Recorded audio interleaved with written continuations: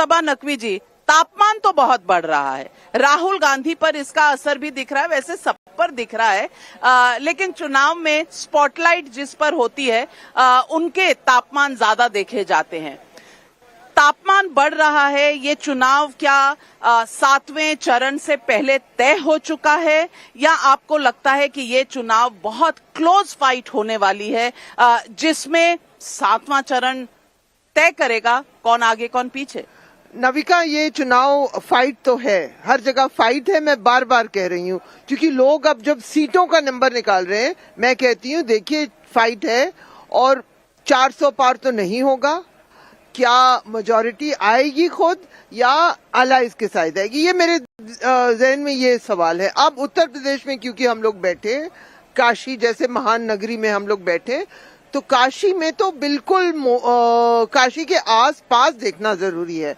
और आज मैं गई करीबी सीट में चंदौली में, और मैंने इस गर्मी में बुरा लगता है कि लोगों को पकड़ के पूछो भाई किसको वोट दोगे और समाज क्या है, क्योंकि ये पूछना उत्तर प्रदेश में हम सब जानते हैं बहुत अहम चीज है। तो जो भी मेरा छोटा सा सैंपल, इसमें मुझे लगा कि थोड़ा सा बीजेपी का वोट छटक रहा है। जैसे चौहान, ये नहीं कि सब आ रहे हैं, लेकिन आधे जो मिले वो जा रहे थे, और लेकिन कुछ यादव भी मिले जो भाजपा को दे रहे हैं। तो कोई क्लियर पिक्चर लेना, मैंने एक सीट क्योंकि कम से कम मुझे लगता है हर्षवर्धन त्रिपाठी जी, कम से कम अगर पत्रकारों को देखा जाए तो सस्पेंस बना रहे तो बहुत अच्छा लगता है, क्योंकि सस्पेंस रहेगा तो टीआरपी रहेगी, लोग देखेंगे, उत्सुक होंगे। वन साइडेड चुनाव में मुझे लगता है लोगों का इंटरेस्ट कम हो जाता है, क्योंकि पता है क्या होने वाला है। तो इस दृष्टि से अगर देखा जाए तो चलिए, सस्पेंस अगर है तो अच्छी बात है। लेकिन सबा नकवी जी का जो बहुत इंपॉर्टेंट वाक्य है कि कुछ वोट छटक रहे हैं, मैं आपसे पूछना चाहती हूं कि गैप इतना ज्यादा था पिछले 2 चुनाव में बीजेपी में और ऑपोजिशन के बीच में, क्या थोड़े से वोट छटकने से ये पूरा गैप क्लोज हो जाएगा और इसके बाद विक्ट्री का एक एडवांटेज मिलेगा, या गेम बदलने की कोई आपको सिचुएशन नजर आ रही है, या तीसरी बार है नॉवेल्टी फैक्टर नहीं है, मोदी को सब जानते पहचानते हैं और इसीलिए वेव नहीं नजर आ रही, पर अंदर खाने कुछ ना कुछ चल ही रहा है? देखिए नविका जी, ये आपने ठीक कहा कि हम पत्रकारों के लिए अच्छा है, थोड़ी खबर होती है, थोड़ी मारामारी होती है, थोड़ा सा कुछ इंटरेस्ट बना रहता है। लेकिन मुझे लगता है, और मैं बहुत इस पे अब श्योर हूं, इसमें अब मुझे कोई कंफ्यूजन नहीं है, और मैं उस शब्द का इस्तेमाल करता हूं तो कई लोग कहते हैं कि कॉन्ट्राडिक्टरी आप कह रहे हैं, साइलेंट वेव कैसे हो सकती है। लेकिन जब कहीं भी बहुत लंबे समय तक एक तरह की वेव दिखने लगती है तो उसको आप फिर उस तरह से एहसास नहीं करते। छोटी लहर भी आए, अचानक घर में आ गई, बारिश थोड़ी सी हो गई और पानी आ गया, तो आपको लगता है सीढ़ियों से आया हुआ पानी भी बड़ा भारी है, और आपके घर के बगल में बहुत बड़ी नदी बह रही हो, उसको भी आप समझते हैं कुछ नहीं। मुझे लगता है नरेंद्र मोदी फिनोमिना इस देश में साइलेंट वेव की तरह है, जो बहुत गहरे बैठा हुआ है। शायद यही वजह है कि हम लोगों को लगता है कि कोई वेव नहीं। अब अगर हम कहें कि कुछ, जो सबा जी ने कहा, चूंकि चंदौली कॉन्स्टिट्यूंसी गई थी और ठीक जगह गई थी, एकदम सही सैंपल चुना उन्होंने। चंदौली उत्तर प्रदेश की एक ऐसी कॉन्स्टिट्यूंसी है जहां मामला टफ है, कांटे का मुकाबला, इतना आसान नहीं है। लेकिन जब परिणाम आएंगे तब हमको दिखेगा कि जहां जहां हम लोग कह रहे थे कि बहुत क्लोज फाइट है, वहां आपको जो जीत हार का अंतर होगा वो 1 लाख, 1.5 लाख, 2 लाख, 3 लाख का दिखेगा। जब हम लोग कह रहे हैं जहां की वोट छटक गए, तो जो छटके हुए वोट हैं किसकी बात कर रहे हैं? क्योंकि हम यहां बैठे हुए हैं, काशी में, बनारस है, तो बिहार भी बनारस के बगली में है, तो थोड़ा सा उसकी भी बात कर लें। यूपी बिहार में जो जातीय समीकरण भारतीय जनता पार्टी ने साध लिया है, आप यकीन मानिए नविका जी, अजेय समीकरण है, ये इससे पहले कभी नहीं बना। और जिस जगह पे आप कह रहे हैं ना, आपने अभी कहा पूर्वांचल का बैरोमीटर है, पूर्वांचल के उसी बैरोमीटर में जो घोसी है, गाजीपुर है, लालगंज सुरक्षित है, जौनपुर है, आजमगढ़ है, इन सीटों पर जहां भारतीय जनता पार्टी के लिए मुश्किल था कि कोई सोच ही नहीं सकता था, वहां भी उपचुनावों में या उसके आगे पीछे वो जीतने की स्थिति में दिख रही है। तो उसकी वजह यही है, लोग छिटके जो है बड़े कम है, जुड़ने वाले। पर आपने एक शब्द कहा, अब मैं बहुत श्योर हूं, ये अब 7वें चरण से पहले आपको आया या दूसरे तीसरे के बाद आया? कब आया ये जो अब वाला ख्याल? ये मुझे दूसरे चरण के बाद आया। फर्स्ट फेज के बाद मुझे भी ये लगा, और कमाल की बात ये है कि हम लोग थोड़ा सा उस तरह से बात करते हैं तो जो पता चला, जो एकदम भाजपा का समर्थक वो कह रहा है कि हमने तो वोट दिया लेकिन भाजपा को वोट घटा है। तो हमने कहा अच्छा बताओ तुम्हारे यहाँ क्या हुआ? तो कहता हमने अपनी सोसाइटी को भी वोट कराया, अपने गांव में भी वोट कराया, लेकिन भाजपा को वोट घटा है। मुझे लगता है बीजेपी का सबसे बड़ा आलोचक उसका अपना वर्ग है, जो उसको वोट दे के आता है। वो पहले अगर उससे आप 10 मिनट बात कीजिए तो 9 साढ़े 9 मिनट वो भारतीय जनता पार्टी की नीतियों की आलोचना करता है, नरेंद्र मोदी ने क्या क्या नहीं किया वो बताता है, आखिर मिनट में कहता है लेकिन ना आएगा तो मोदी ही। बिल्कुल। और कल भी हमने डिबेट की और मैंने कई सेफोलॉजिस्ट से बात की और सबका यही कहना है कि शायद वोट छटके भी तो क्या इतना छटक रहा है कि सरकार दोबारा मोदी की नहीं बनेगी, ऐसा कोई नजारा नहीं नजर आ रहा है। तो कमलाकर त्रिपाठी जी, मैं आपसे पूछना चाहूंगी, विपक्ष की आदत भी और उनकी ड्यूटी भी है कि कहीं ना कहीं थोड़ा कॉन्फिडेंस दिखाएं, बैटल में घुसे हुए कि युद्ध जो हो रहा है, महाभारत जो चल रही है, उसमें कहीं से भी ये ना दिखाएं कि कॉन्फिडेंस की कमी है।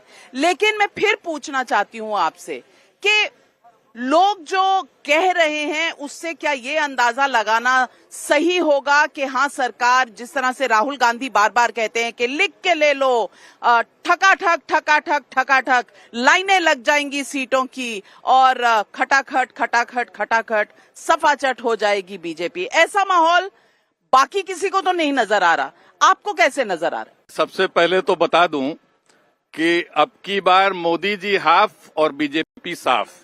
अब इसके पीछे मैं बता रहा हूं, अभी हर्षवर्धन जी को मैं सुन रहा था, बीजेपी का वोटर से जब ये बात करते हैं तो वो भी असंतुष्ट है। अब उसकी तो मजबूरी है कि वो बाद में ये कहेगा कि मैं मोदी को वोट देकर के आया और आएंगे मोदी, लेकिन बेसिक चीज ये है कि जिस तरीके का भय, भूख, भ्रष्टाचार का माहौल हो गया है, जिस तरीके से बेरोजगारी है, जिस तरीके से उत्तर प्रदेश में पेपर लीक्स हो रहे हैं, जिस तरीके से पीएम की कंस्टिट्यूएंसी में आईआईटी बीएचयू की छात्रा के साथ इनके बीजेपी आईटी सेल के बच्चे रेप करते हैं और उनको 1 महीने तक स्टार प्रचारक बना करके दूसरे प्रदेश में भेजा जाता है, जबकि 3 दिन के अंदर पुलिस ने उनको आइडेंटिफाई कर लिया था। ये ब्रजभूषण शरण सिंह को टिकट नहीं देते हैं तो उनके प्रॉक्सी, उनके लड़के को टिकट दे देते हैं। तो ये जो ड्यूअल कैरेक्टर सामने आ रहा है और बौखलाहट तो पूरे बीजेपी और इनकी दिख रही है माननीय मोदी जी की, जिस तरीके के जिस लेवल पे वो he has stooped to the level कि उन्होंने अब मुजरे जैसे शब्द का प्रयोग विपक्ष के लिए करना शुरू कर दिया। तो अब आप ये समझिए, कभी वो मंगलसूत्र की बात करने लगेंगे, कभी 2 बहस होगी तो ये लोग खींच के ले जाएंगे तो और उन लोगों को देंगे, मुसलमानों को देंगे, उन लोगों को देंगे जिनके बच्चे ज्यादा होते हैं। ये जो बौखलाहट है, और पूरे उनके भाषण में कहीं भी आप ये नहीं पा पाएंगे, इस बनारस में भी विकास के नाम पे जो छल हुआ, इस बनारस में जो भी एम्प्लॉयमेंट जनरेटिंग इंस्टीट्यूशंस थे, डीरेका डीएलडब्ल्यू जिसको बाद में बरेका कर दिया गया, वहां आज आउटसोर्सिंग हो रही है। कांग्रेस के समय में बनाया गया old airport, new airport Congress के समय में बनाया गया। 3 विश्वविद्यालय, 2 डीम्ड यूनिवर्सिटीज, 1 विश्वविद्यालय नया नहीं बना, एम्स नहीं बना। 1 मिनट नविता जी, अपनी बात को खत्म एक शेर के साथ करूंगा इस उसमें कि वो ख्वाब थे ही चमेलियों से कि सबने हाकिमों की कर ली बैयत, और फिर जब उस चमेली की ओट से सांप निकले तो लोग समझे। तो नाउ ही इज एक्सपोज्ड, लोग समझ चुके हैं। और ये चमेली में से सांप किसके लिए निकलता है, ये तो 2 चुनाव से तो हम देख ही रहे हैं। लेकिन डॉक्टर कौशल किशोर ये कहते हैं कि दोगलापन, मैं मानती हूं कि जिस तरह से प्रज्वल रेवन्ना हो या ब्रिज भूषण जी की बात है, सही सवाल उठाती है विपक्ष, लेकिन विपक्ष भूल जाती है कि ये किसके साथ बैठे हैं। आम आदमी पार्टी के चीफ मिनिस्टर, जिनके घर में एक महिला सांसद पर प्रहार होता है, मारा पीटा जाता है, उनके घर में दिल्ली की सड़कों में नहीं, उनके घर के ड्राइंग रूम में, लेकिन एक चूं तक नहीं निकलती। तब इनको दोहरा मापदंड नहीं नजर आता, और इनको दोहरा मापदंड तब भी नहीं नजर आता जब संदेश खाली में होता है कुछ, जब पंजाब के एक मंत्री होते हैं वो उनका वीडियो वायरल होता है, उस पर कोई जवाब नहीं आता। तो क्या इस तरह की बातों से बीजेपी का सामना और वोट शेयर दोनों कम कर सकेंगे? देखिए, दोगलापन शब्द से मुझे परहेज है। मैं दोगलापन शब्द नहीं कहना चाहता। दोहरापन एक सभ्य काशी की पांडित्य परंपरा के नगरी में मेरी हिंदी इतनी सही नहीं, कोई बात नहीं, वो ठीक। अब स्वाति मालीवाल के साथ तो इतिहास का काम हुआ। आप पूरे भारत के, स्वतंत्र भारत के इतिहास में किसी मुख्यमंत्री के घर में बैठ करके मुख्यमंत्री अपने पीए से एक अपने ही कार्यकर्ता को, अपने ही नेता को पिटवाने का काम करे, ऐसा निकृष्ट काम मैंने तो नहीं देखा था। देखिए नाविका जी, बहुत साफ बात है कि इस चुनाव को समझना आसान नहीं है। यह चुनाव राम रोटी का चुनाव है। इसको बहुत करीने से मैंने देखा है। राम रोटी का चुनाव इसलिए है कि राम इस देश की आत्मा है, राम इस देश की आस्था है, राम इस देश के संस्कृति, धर्म, धरोहर सब कुछ है। और राम मंदिर के निर्माण के बाद भारत के करोड़ों लोगों के मन में राम की ज्वाला प्रज्वलित है। ये कैसे प्रस्फुटित होगी, ये चुनाव तय करेगा। दूसरा जो प्रधानमंत्री अन्न योजना मिल रहा है, इसको आप कमजोर समझ रही हैं। जाइए थोड़ा गांव में देखिए, जो लोग भूखा कोरोना में मरना, पूरे कोरोना में पूर्वांचल में एक भी आदमी भूखों नहीं मरा। कैसे नहीं मरा? किसने उनको अनाज दिया? कैसे अनाज दिया? ये सब मुद्दे उठाना चाहिए। 2022 के विधानसभा के चुनाव में इसी तरह से हल्ला था। मैंने उस समय भी कहा था कि कुछ भी हो जाए, लेकिन जो अनाज योजना चल रही है प्रधानमंत्री का, वो 2022 के चुनाव में योगी की वापसी करा देगा। वापसी कराया। और मैं ये आपको दावे के साथ कह रहा हूँ कि राम का प्रभाव, राम की लहर है और अनाज की लहर है। राम की लहर है, ये तो कोई मानने को तैयार नहीं है। और भाटी जी, राम में तो आस्था अगर नहीं है या नहीं जाना प्राण प्रतिष्ठा। भाटी जी के पास आप जाएं उससे पहले, चूंकि कमलाकर जी यहीं के हैं, तो काशी से जब हम देख रहे हैं तो फैक्ट नहीं गलत होना चाहिए। और चूंकि आज आपने वो मीटर नहीं लगाया रेड ग्रीन वाला, तो उसको मैं कर देता हूँ। हाँ, लाई डिटेक्टर नहीं है। कमलाकर जी ने कहा कि डीरेका यानी डीजल रेल कारखाना, जो यहाँ डीजल लोकोमोटिव वर्क्स है, अब सोचिए पूरे देश में कांग्रेस के शासनकाल में भी इलेक्ट्रिक होना शुरू हो गया, लेकिन डीजल रेल कारखाना आगे कैसे बढ़ेगा इसकी कोई कल्पना नहीं की गई। आज वो जो डीएलडब्ल्यू, आज जो बीएलडब्ल्यू हो गया, बनारस लोकोमोटिव वर्क, वहां मार्च 2019 में पहला इलेक्ट्रिक रेल इंजन बन गया। तो कम से कम देश को ये जानकारी होनी चाहिए, बनारस के लोगों का जो प्रतिष्ठित संस्थान था, जो नौकरी देने वाला रेलवे का प्रतिष्ठित संस्थान, वो आज के आधुनिक समय के लिहाज से, जब देश में इलेक्ट्रिफिकेशन हो रहा है हर तरफ, तो वहां डीजल वाला कहां चलेगा? बंद हो जाता। मोदी जी ने उसको इलेक्ट्रिक कारखाना कर दिया। फैक्ट बताना चाहिए, फैक्ट के साथ खिलवाड़ ठीक नहीं होती है, तभी उस पर आप कुछ कर सकते हैं। अचानक ला करके आपने इलेक्ट्रिक कारखाना नहीं, कोई इस बात से इनकार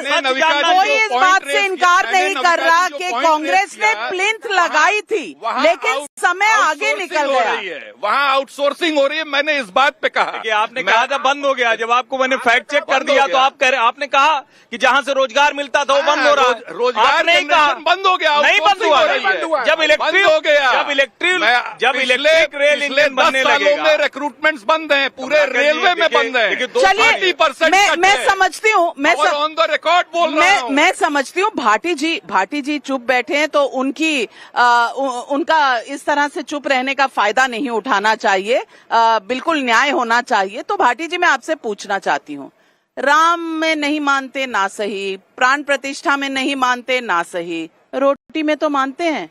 रोटी की बात तो कर लीजिए। राम और रोटी का चुनाव है, तो रोटी तो मिली है सबको, और बहुत मुसीबत के काल में मिली है। इससे कैसे आप मना कर सकते हैं? मेरा आपसे ये विनम्र अनुरोध है कि आप सर्टिफिकेट बांटने का काम ना करें, कि आप ये सर्टिफिकेट देने लगे कि हम राम को नहीं मानते। हम इनसे ज्यादा राम को मानते हैं, और इनसे ज्यादा राम के भक्त हैं, और इनसे ज्यादा राम के अनुयायी हैं बीजेपी वालों से। राम के सबसे बड़े भक्त हुए गोस्वामी तुलसीदास, और जहां से हमने यात्रा शुरू की वो तुलसी घाट से शुरू की, जहां बैठकर तुलसीदास जी ने रामचरितमानस की रचना की थी। उन्होंने 12 किताबें और भी लिखी, कवितावली का एक छंद मुझे याद आता है, मैं उससे शुरू करता हूं, तुलसीदास जी का, कि खेती न किसान को, बनिक को ब्याज नहीं, भिखारी को भीख न, चाकर को चाकरी, जीव का विहीन लोग सीधमान सोच बस, कहे एक एकन सो कहां जाई क्या करें। ये तुलसीदास जी ने अपने समय की पीड़ा व्यक्त की, लेकिन हमारे माननीय मोदी जी ने 10 साल अथक परिश्रम करके आज देश को उसी हालत में भेज दिया है कि आज किसान भी दुखी है, मजदूर भी दुखी है, भिखारी का कटोरा भी खाली है, नौजवान बेरोजगार हैं। इसलिए भारतीय जनता पार्टी, एनडीए और मोदी जी के खिलाफ लोगों में आक्रोश है और विरोध है। हर्षवर्धन त्रिपाठी जी ने कहा कि मोदी जी के लिए लोगों में आस्था है।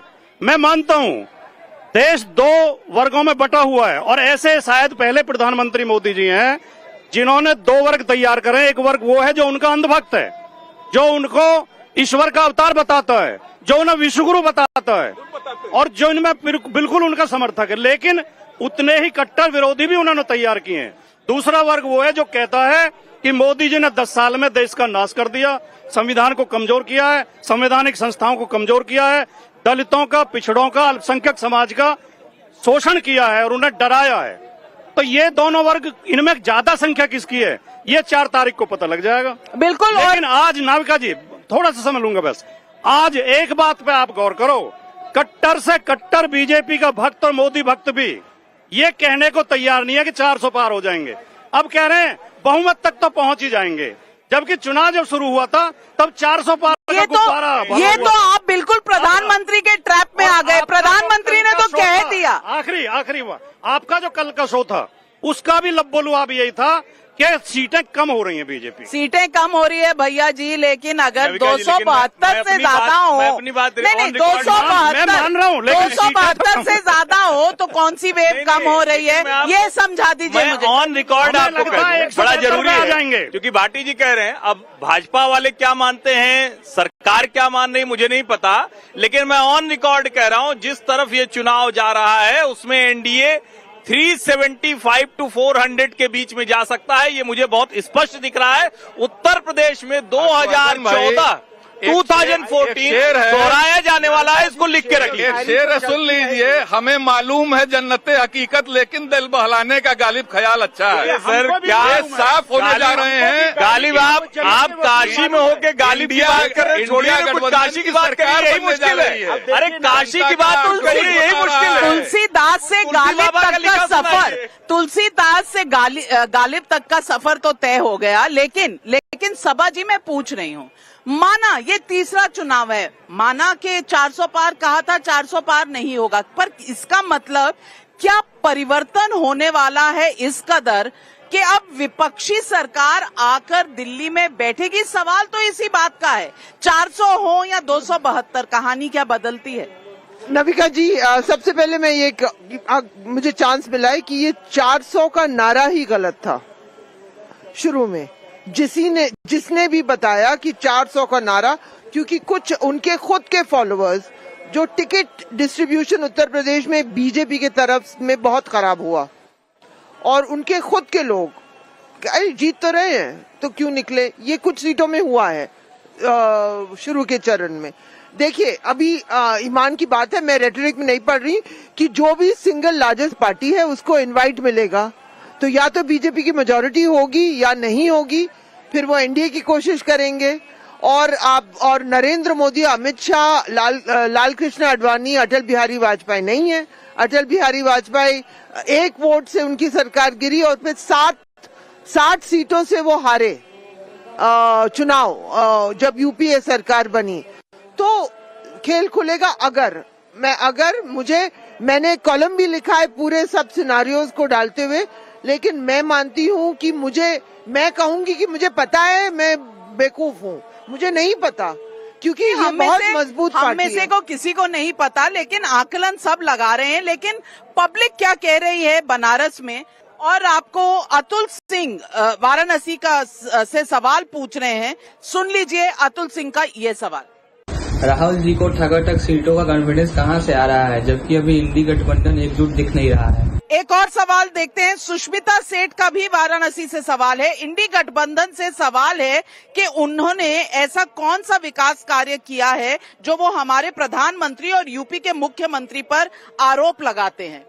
जवाब दीजिए कमलाकर जी। देखिए नविका जी, हमने नौजवानों को एम्पावर करने के लिए उनको अप्रेंटिसशिप करा करके सालाना 1 लाख रुपए देने की बात की। हमने महिलाओं को एम्पावर करने के लिए सालाना 1 लाख रुपए देने की बात की। हम किसानों की एमएसपी की बात करते हैं, ये किसान आंदोलन में उनको रोकने के लिए कांटे बिछाते हैं, उनको देशद्रोही बोलते हैं, उनके ऊपर आतंकवादी बोलते हैं, उनके ऊपर हंसते हैं। इनको पीड़ा में हंसी आती है। बेसिक चीज ये है, जनता के चीजों को लेकर के राहुल जी ने देश भर में पदयात्राएं की और अपार जन समर्थन मिला और जनता के चीजों को लेकर के आज हम इंडिया गठबंधन के साथ अपने सारे सहयोगियों के साथ मजबूती से खड़े हैं और इंडिया गठबंधन की सरकार बनाने जा रहे हैं। चलिए मैं मान लेती हूँ आपका दावा। कांग्रेस पार्टी 328 सीटों पर लड़ी है, 50% मतलब 164 सीटें आएंगी। जो सबसे अच्छा सर्वे आया है, जो सबसे ज्यादा सीटें दे रहा है, वो भी 100 के ऊपर जाने की कोशिश नहीं कर रहा और आप कह रहे हैं आप अगला चुनाव बनाएंगे। चलिए कुछ भी हो सकता है, चुनाव है, लेकिन जनता आसानी से क्यों नहीं मान रही आपकी बात? संदीप वाराणसी से पूछ रहे हैं सवाल और आदित्य शिवमणि मिश्रा भी पूछ रहे हैं। दोनों सवाल सुनते हैं और फिर मैं जवाब लूं। राहुल गांधी कहते हैं कि लिख कर रख लो, मोदी जी प्रधानमंत्री नहीं बनेंगे, तो उन्होंने डायरेक्टली बनारस से चुनौती क्यों नहीं दी? आदित्य शिवमणि मिश्रा का भी सवाल। नमस्कार, मैं आदित्य शिवमणि मिश्रा। मैं काशी मेरी जन्मभूमि है और बाबा विश्वेश्वर नगरी से मैं नरेंद्र मोदी माननीय प्रधानमंत्री जी से सवाल करना चाहता हूं कि जितने लोगों को यहाँ से, जो यहाँ के मूल निवासी हैं, जिनकी तीन पीढ़ियां इस जगह निवास कर चुकी हैं और उनके विकास के आड़ में गलत तरीके से उनको उजाड़ा जा रहा है, उनको बसाने के लिए उनके पास क्या व्यवस्था है? ये सवाल बहुत लोगों के मन में है कि बनारस को ये आधुनिकीकरण में लोगों को जो हटाया जा रहा है उनका क्या होगा? देखिए, लोगों को कहाँ हटाया जा रहा है?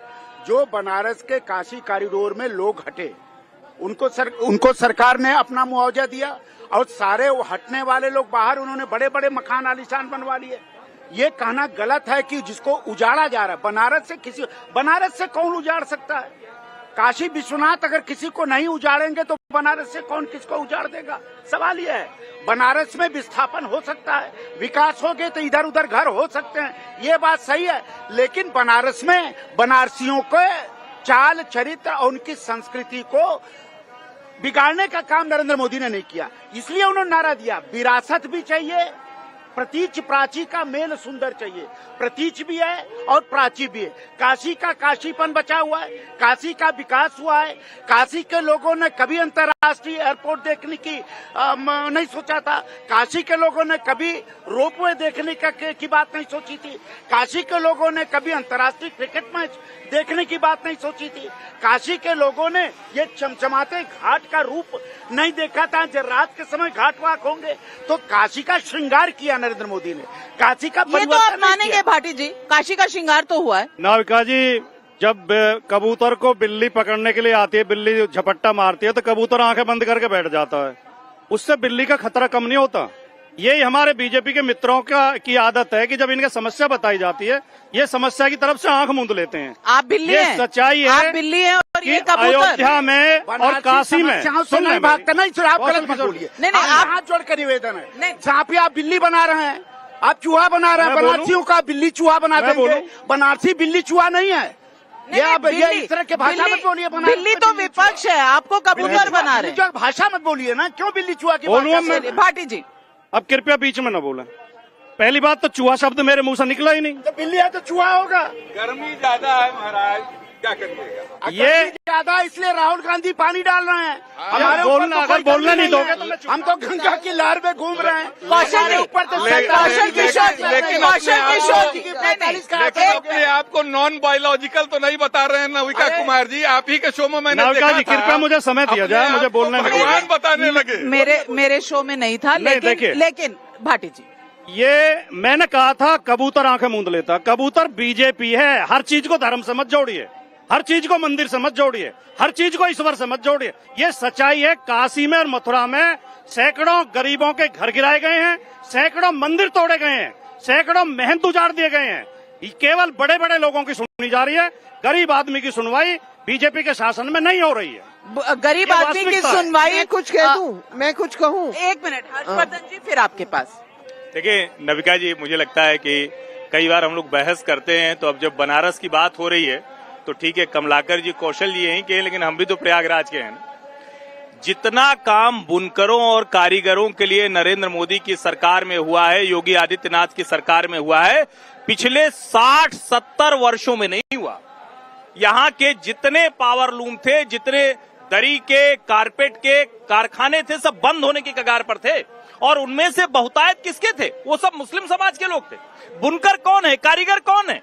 और इस बनारस के आसपास जिसको हम कहते हैं कि लघु और मध्यम उद्योग, वो तो समाप्त हो गए थे। समेट लिया था सबने कारोबार।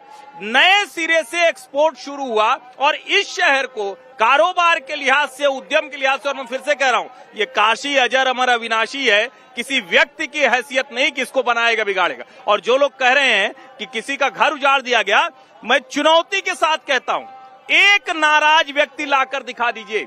इतना मुआवजा दिया गया है जो शायद कल्पना में नहीं था। और मुझे चूंकि जानकारी है, मैं तो जानता हूं ना, जितना जिसने मांगा उतना उसको मिला। और ये प्रधानमंत्री कार्यालय से मॉनिटरिंग थी। एक भी व्यक्ति नाराज होकर नहीं जाना चाहिए। और शायद यही वजह है कि बड़ी कोशिश करके भी कांग्रेस और सबको कोई नाराज नहीं मिला। काशी विश्वनाथ धाम बन गया, भगवान बता, लोग भी प्रसन्न हो गए, घाट भी बन गया। और यही मुश्किल है, देख रहा हूँ मुश्किल पत्रकारिता में। नहीं, जितना जिसने मांगा उसको मिल गया। हमारे मोदी जी, क्या बात है? ये संकट समझिए। कांग्रेस वाले तो कुछ भी किसी को कहेंगे, जिक्र नहीं आया। कुछ भी आप हिंदू मुसलमान पे क्यों ले गए? अरे क्या इसके बिना आपका काम नहीं चलता? इसमें मुसलमान शब्द किसी ने नहीं बोला अभी तक। इसमें मुसलमान पहली बार आप ले आए कि मैं मुसलमान बता थे। रहा हूँ कि क्या इसके बिना काम नहीं कारीगर चलता? भी नहीं भाटी जी, मुस्लिम बात कारीगर भी हो रही है, बात गरीब की हो रही है। आप कम से हिंदू कम मुसलमान की हो ही नहीं रही। अरे क्यों नहीं होगा? वो भी यहाँ है भाई, वो भी यहाँ है। आप नहीं चाहते हैं भाटी जी, आप नहीं चाहते। आप हिंदू मुसलमान पर ये कह रहे हैं। राहुल गांधी जी नाम लेंगे, हमारा भाई है वो। अरे राहुल गांधी जी, जैसा भाई है वैसा हमें भी पता है। जैसा आपका भाई है वैसा देश को पता है। सबा नकवी जी, तभी मोदी जी कह रहे हैं मेरे जीते जी मुसलमान को आरक्षण नहीं होगा। तभी मोदी जी कह रहे हैं अपने भाई के खिलाफ बोल रहे हैं। मोदी जी पर आरक्षण की बात हो रही है, अपने भाई के खिलाफ बोल रहे हैं। खिलाफ आरक्षण की बात हो रही है, एक कविता जो और संविधान सुना में दो। नहीं है। नहीं, कविता से पहले लोगों के सवाल है, पब्लिक के सवाल है। मंजू का भुवनेश्वर से सवाल है, राहुल गांधी रैली में सिर पर पानी छिड़क रहे हैं। उन्हें ऐसा क्यों लग रहा है कि पब्लिक उन्हें कूल नेता मानने लगी है? और श्रुति मिश्रा रायगढ़ 36 से सवाल पूछ रही है कि सबा जी, बीजेपी को कितनी सीटें, अपना आकलन बताइए, और कांग्रेस को कितनी सीटें? क्या उत्तर प्रदेश का पूछ रही है? मुझे नहीं, पूरा आपके हिसाब से, क्योंकि मेरे ये हिसाब खास से आपके लिए सवाल आया है। मेरे हिसाब से छत्तीसगढ़ या तो बीजेपी मैनेज कर लेगी या गिरेगी, लेकिन 300-400 तो हो ही नहीं रहे हैं। नहीं, पर मैनेज कर लेगी मतलब कितने मैनेज कर लेगी? वो मुझे पता नहीं नविका जी, वो 272 से ऊपर के नीचे? 272 से थोड़ा नीचे, 272 से नीचे। श्रुति जी 272 से नीचे, यानी फुल मेजॉरिटी नहीं आने वाली। आज सबा नकवी जी ने पहली बार अपना नेक स्टिक आउट किया है। नहीं करना था, लेकिन आपने लेकिन नविका जी, इसमें सभा जी ने कर दिया। उन्होंने कहा बस थोड़ा सा नीचे बीजेपी, तो एनडीए तो वैसे भी आगे। ये सभा जी ने कर दिया। अब ये निकल गया। देखिए ये प्रोपेगेंडा क्यों निकला? लेकिन अब आपने कर दिया। बोल लूं, ये इसलिए हर्षवर्धन जी इसी पे खुश हैं। नविका जी इस वक्त जमीन पर घूम रही है, बोल लूं नविका जी। बनारस में है, चंदौली में है, तो देख के बता रही हैं। इनकी बात सुननी चाहिए। नविका जी, मैं बिल्कुल हमेशा सुनती हूँ। नविका, आपकी मैं फंस गई हूँ इसमें, क्योंकि आप फंस गई हैं। मैं फंस गई हूँ। मैं फंस गई हूँ। आपकी वाणी से जो आया वो रिकॉर्ड हो गया है, तो अब उससे वापस नहीं जाया जा सकता। इसमें क्योंकि कम भी हो सकता निकलने पे सुन लीजिए। देखिए, आप किसी के इंस्टिगेट करके कुछ कलमाकर निकलवा जी, लीजिए, कलमाकर वो एक जी। अलग चीज है। लेकिन स्थिति ये है कि मोदी जी के इतनी गर्मी चढ़ गई है दिमाग में, सत्ता की गर्मी, हारने की बौखलाहट, ये सारी चीजें मिलकर के बौखलाहट वो किसकी? स्वयं अपने आप को भगवान बता रहे हैं, भगवान द्वारा प्रायोजित राहुल- बता रहे हैं। वो कह रहे हैं कि मैं जवाब आज दीजिए, जब तक कौशल- तब तक कौशल biological किशोर जी, था, जवाब। अब जो है भगवान के द्वारा भेजा गया हो गया ये भगवान के भेजा द्वारा हम भी हैं, आप भी हैं, सारे लोग हैं, भगवान के द्वारा भेजा गया। ये गलत बात ये है आप कि मत सभी लोग कहिए, को नहीं तो भगवान ने आपको भेजा, संबित सभी पात्रों को जैसे भगवान ने भेजा, माफी मांगनी सभी पड़ेगी। को भगवान ने भेजा है। नहीं, भगवान की बात मत करिए, अब उसको मत बताइए। कहिए। कौन सुनिए, जरूरत पड़ी? मोदी ये जी बता के ऊपर दीजिए। गर्मी चढ़ गई है, उसके पहले- मोदी जी अहंकार में है, हाँ। मोदी जी अहंकार। गालियों के देखिए, मैं हिसाब से ईमानदार तो बता रहा हूं। आज ही प्रधानमंत्री मोदी ने कहा 101 गालियां दी गई हैं उन्हें जब किसी ने लिस्ट बनाई। उनका दलाल कहा गया, गंदे नाली का कीड़ा कहा गया, नहीं, गाली आप दे रहे हैं और एक तो दुनिया भर की मोदी बात जी कर ने रहे हैं। नेहरू को दे दी मोदी होंगी, जी नाम बाकी गंदे के नाली अलग के हैं। कीड़े हैं, जर्सी उनके काऊ दलाल हैं, किसने उनके इस्तेमाल सौदागर किया हैं। था? ये कौन सी बात है जर्सी आप काऊ कर रहे हैं? किसने इस्तेमाल आप इस किया पर था? चाहते हैं कि मिनी गाड़ी गठबंधन के में नीचे हम पिल्ले आ किसी के जाते पास हैं, जाएंगे? किसने इस्तेमाल किया था हमारे अल्पसंख्यक भाइयों के लिए? लेकिन पब्लिक और भी सवाल पूछना चाहती है। आस्था का लखनऊ से सवाल है, चुनाव प्रचार खत्म करने के बाद मोदी जी कन्याकुमारी जा रहे हैं, राहुल गांधी का भी कहीं का प्लान है, कुछ पता है? राहुल जी का प्लान यहीं इसी देश में सरकार बनाने, हाँ, चुनाव के बाद मोदी जी कन्याकुमारी चले जाएंगे, क्योंकि वहीं से जहाज वहाज पकड़ करके कहीं चले जाएंगे, क्योंकि कन्याकुमारी- सरकार तो बननी नहीं है, सरकार बननी नहीं है, राहुल जी सरकार बनाएंगे, इंडिया गठबंधन की सरकार बनने जा रही है। कोई मतलब है नहीं, अभी कहाँ जाएंगे वो कन्याकुमारी? अच्छा, अमरनाथ का गिर सोमनाथ से सवाल है। वाराणसी बहुत अच्छी सीट है, लेकिन मोदी जी तो देश के नेता हैं, 10 साल बाद कहीं और से चुनाव लड़कर संदेश क्यों नहीं दिया? सवाल पूछा है। राहुल गांधी क्यों नहीं आए, ये भी लोग सवाल पूछ रहे हैं। सुहेल का हैदराबाद से सवाल है, मोदी जी अगर 400 सीटें नहीं ला पाए, अगर किसी तरह से बहुमत ही आता है, तो ये मानेंगे कि इंडिया अलायंस ने कड़ी टक्कर दी? हर्षवर्धन त्रिपाठी जी। नहीं, देखिए, मोरल विक्ट्री तो होती ही रही है। असेंबली इलेक्शंस में भी राहुल गांधी को मोरल विक्ट्री हुई। देखिए, मैं मतलब थोड़ा सा इसको दूसरी तरह से बात करनी चाहिए। आप थर्ड टर्म की गवर्नमेंट है और नरेंद्र मोदी 400 पार 370 पार की डिबेट ले आते हैं और 4 चरण बीतने तक विपक्ष का कोई नेता खड़ा होकर दम से ये कह नहीं पाता है कि हम 272 ले आएंगे या 150 ले आएंगे या 200 ले आएंगे। मुझे लगता है नहीं, अब कह रहे हैं फोर्थ फेज किया है हमारी और इंडिया एक गठबंधन जरूरी की चीज, सरकार बनने का। हम लोग पहले दिन से दावा कर रहे हैं, गलत बात मत करिए हर्षवर्धन जी। You don't misquote anybody and don't put your words in anybody else's mouth. Kamlakar जी, आप काशी से हैं। नहीं, एक भी बात आपने काशी की नहीं की, एक बात की तो झूठ बोला। पहले अकेला फैक्ट बोला तो झूठ बोला आपने काशी पे, कोई काशी पे बात नहीं करे, इसीलिए मुश्किल है कांग्रेस। मैंने झूठ नहीं बोला, असली मोदी संकट जी यही झूठ है। बोलते आ रहे हैं। असली संसद संकट तक यही में है कि आप लोग प्रधानमंत्री अब तक देश को नहीं मिला, मुद्दों पर बात नहीं कर रहे हैं। चाइना चलिए, अंदर तक घुसा पब्लिक हुआ है। आज काशी से और बता दें। रजनीश का जोधपुर से सवाल है। मेरा सवाल मोदी और राहुल गांधी दोनों के प्रवक्ताओं से है कि कोई जीते कोई हारे, लेकिन चुनाव प्रचार में क्यों इधर उधर की बात की गई? संदीप का बेतिया बिहार से सवाल है। 4 जून को ठकाठक सीटें लाने की बात करने वाले राहुल गांधी क्या प्रधानमंत्री के दावेदार हैं? क्या अखिलेश फटाफट उनके आड़े तो नहीं आ जाएंगे? भाटी जी, मुझे ऐसा ध्यान पड़ता है, आपने एक बार और डिबेट में मुझसे ही सवाल पूछा था। ये पब्लिक का सवाल है। हाँ, नहीं, मैं इतनी गारंटी दे सकता हूँ, बहुत शांतिपूर्वक सर्वसम्मति से नेता चुन लिया जाएगा, प्रधानमंत्री चुन लिया जाएगा और पूरे 5 साल के लिए चुना जाएगा। ये जो भारतीय जनता पार्टी के और एनडीए के लोग ये कहते हैं नहीं, वो उम्मीद लगाए बैठे हैं कि इनमें झगड़ा होगा या एक साल के लिए होंगे, चलिए, ऐसा कुछ नहीं है। बहुत कौन शांति से। उम्मीदों पर खरा उतरेगा और कौन अपनी नैया पार लगाएगा, ये तो 4 जून को पता चलेगा। लेकिन आज काशी की धरती से मैं बस इतना बताना चाहती हूँ कि अब 7वें चरण में दूध का दूध, पानी का पानी होने वाला है और काशी में कम से कम प्रधानमंत्री नरेंद्र मोदी का पिछली बार का जो आंकड़ा है वो पार होगा कि नहीं होगा। यानी कि जीते थे वो 4 लाख और 79 हजार वोटों से, इस बार इससे ज्यादा गैप होगा कि नहीं होगा? बीजेपी 400 पार जाएगी कि नहीं जाएगी?